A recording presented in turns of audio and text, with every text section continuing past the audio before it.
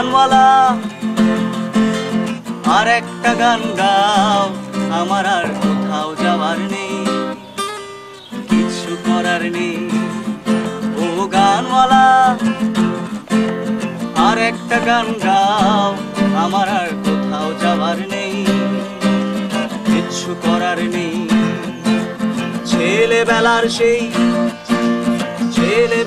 সেই বেহালা বাজানো লোকটা চলে গেছে বেহালা নিয়ে, চলে গেছে গান শুনিয়ে।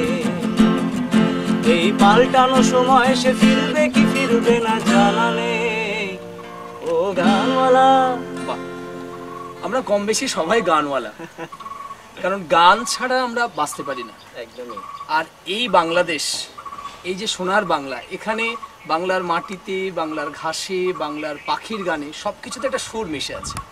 সুতরাং গান ছাড়া আমাদের উপায় নেই। আর জীবনের প্রতিনিয়ত যে যন্ত্রণা, যে কষ্ট, সেখান থেকে বেরিয়ে আসতে মনে হয় কথাকে সুরের রূপ দেওয়া। তাই হয়তো এরকম ভাবে একটা ব্যান্ডের উৎপত্তি হয়েছে।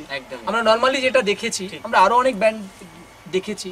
আর আজকের এইরকম একটা প্ল্যাটফর্মের কথা ভাবতে গিয়ে এমএমভি এন্টারটেইনমেন্ট শুরু করেছে ব্যান্ডিস নামে একটি প্রোগ্রাম।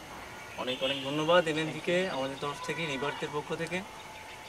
আমরা চাই বিগত দিনে তোমাদের অনেক বড় জায়গায় দেখতে, সাথে আমরাও অবশ্যই থাকবো। এ প্রসঙ্গে আরো একটা কথা বলি, যে আমরা ব্যান্ডের যে পরম্পরা দেখে এসেছি, যে বিভিন্ন ধরনের গান, কোথাও প্রতিবাদের গান, কোথাও প্রতিবাদের কথা উঠে এসেছে। তো এই জায়গায় দাঁড়িয়ে এই মুহূর্তে রিবাত কি ভাবছে?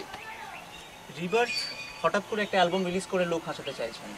আচ্ছা, আসল ব্যাপার যেটা হচ্ছে, আচ্ছা, যাতে সময় লাগুক, ঠিক আছে, কিন্তু মানুষের কাছে সঠিক জিনিসটা পৌঁছাক। মিউজিকটা তো সবসময় চিৎকার তো মিউজিক নয় না। মানে ব্যান্ড মানে খুব অহেতুক চিৎকার, অনেক লম্বা চুল, অনেক বেশি স্টেজের উপর দাপাদাপি, এই ব্যাপারটা নয়। এগুলোর কোনো দরকার নেই। সময় লাগুক, কিন্তু ভালো হোক। আমার মানুষ সবার হোক, মানুষ নেই। মানে গান বেঁচে থাকুক মানুষের অন্তরে, অন্তরে বসুক। একদমই একদম। Very good. তো এই